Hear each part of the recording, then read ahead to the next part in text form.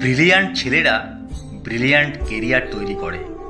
তারা প্রথমে গায়ে মফস্বলে স্কুলের কেউ বন্ধুদের সাথে লেখাপড়া শেখে, তারপর ব্রিলিয়ান্ট রেজাল্ট করে সকলকে চমকে দেয়। এরপর তারা উচ্চতর শিক্ষার জন্য চলে যায় ব্যাঙ্গালোর কিংবা দিল্লি কিংবা পুনে। সেখানে গিয়ে তারা বড় বড় নম্বর পায়, পজিশন পায়।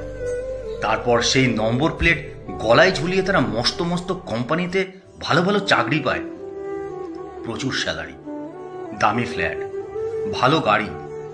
ব্রিলিয়েন্ট ছেলেরা এরপর বিদেশের বিমানে গিয়ে বসে, পৌঁছে যায় আমেরিকা, জার্মানি কিংবা আবুধাবি অথবা সিঙ্গাপুর কিংবা কানাডা। ব্রিলিয়ান্ট ছেলেদেরকে ওই সব দেশ কিনে নেয়। ওই সব ব্রিলিয়ান্ট দেশ আমাদের ব্রিলিয়ান্টদের জন্য বিলাসবহুল বাড়ি, গাড়ি আর প্রচুর ডলারের ব্যবস্থা করে দেয়। সেখানে আমাদের ব্রিলিয়ান্টরা সুখে থাকে। সুখে থাকতে থাকতে ব্রিলিয়ান্ট ছেলেরা ভুলে যায় তাদের দেশ, গাঁয়ের কথা, গাঁয়ের সে স্কুলের কথা, গাঁয়ের বন্ধুদের কথা। ক্রমে ভুলে যেতে থাকে, মনে রাখতে পারে না খুড়তুতো, জেঠতুতো সব অসফল ভাই বোনেদের কথা। ব্রিলিয়ান্টদের জগতে ইমোশন নেই, প্রমোশন আছে। আবেগ নেই, রয়েছে বেগ। ব্রিলিয়ান্টদের অতীত নেই, কেবল ভবিষ্যৎ, কেবল ফিউচার। ছোট চেয়ার থেকে বড় চেয়ার, নন এসি থেকে এসি। ব্রিলিয়ান্ট ছেলেরা বাবা মাকে মাঝে মধ্যে টাকা পাঠায়, অনেক টাকা। সেই টাকা হাতে পেয়ে ব্রিলিয়ান্টদের বাবার মুখে ফুটে ওঠে হাসি, মায়ের চোখ ভরে ওঠে জলে। ব্রিলিয়ান্টরা এই ন্যাস্টি দেশে আর ফিরে আসতে চায় না। এত ভিড়, এত ধুলো কাদা, এত করাপশন, এসবের মধ্যে তাদের গা ঘিন ঘিন করে। তবু যদি কখনো আসে, অনেক অনেক ফরেন জিনিস নিয়ে আসে।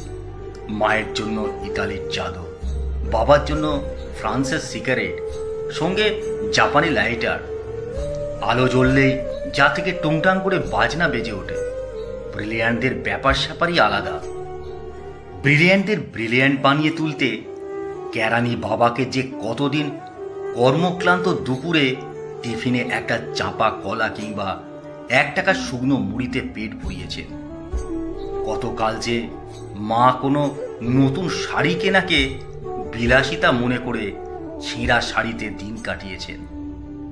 মনে করে না সেই তথ্য, তাদের পেছনে এই গরিব দেশের সরকারের কত লক্ষ টাকা খরচ হয়েছে। মা মাটি ও মিঠো মানুষের কথা ব্রিলিয়ান্টরা মনে রাখার প্রয়োজন বোধ করে না।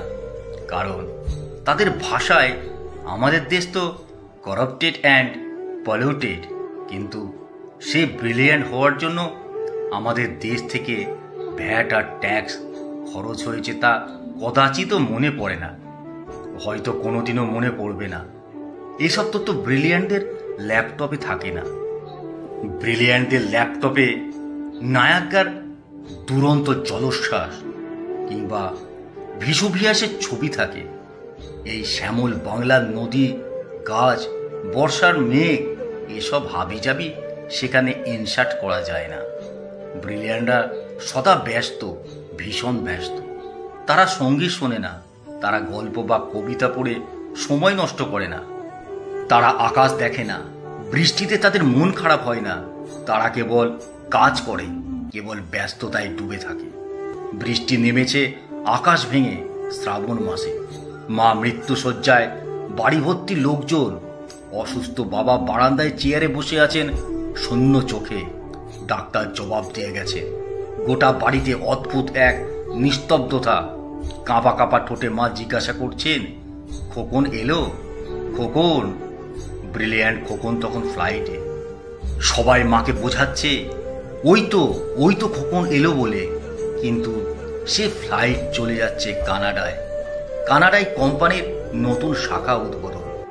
খোকন যাচ্ছে আরো বড় দায়িত্ব নিয়ে, আরো বেশি ডলার। এখানে এই পোড়া দেশে ব্রিলিয়ান্ট খোকনের মা ছেলের মুখ না দেখে শেষবারের মতো চোখ বুঝলেন। আমরা এখন ঘরে ঘরে সবাই এমন ব্রিলিয়ান্ট ছেলে গড়ে তুলতেই ব্যস্ত। সকলে এদের মাঝে আসল মানুষ কই? আবার ভিন্ন মতো আছে। ব্রিলিয়ান্টরা মাটির মায়ায় পড়ে থাকলে ওদের মেধা পচা রাজনীতির কাছে ডুগরে ডুগরে কাঁদত। ওরা হয়তো বস্তা পচা গাইড মুখস্থ করে বিসিএস ক্যাডার হতো। কারণে অকারণে সরকার বা নেতাদের রোষানলে পড়তে হতো। শেষকালে জাবরুল্লাহ চৌধুরীর মতন দশা হতো।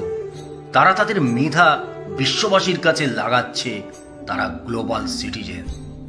ওদেরও কারো কারো এই মাটির জন্য মন কাঁদে, কিন্তু অপদস্থ হতে ভয় পায়, তাই আর ফেরত আসতে চায় না।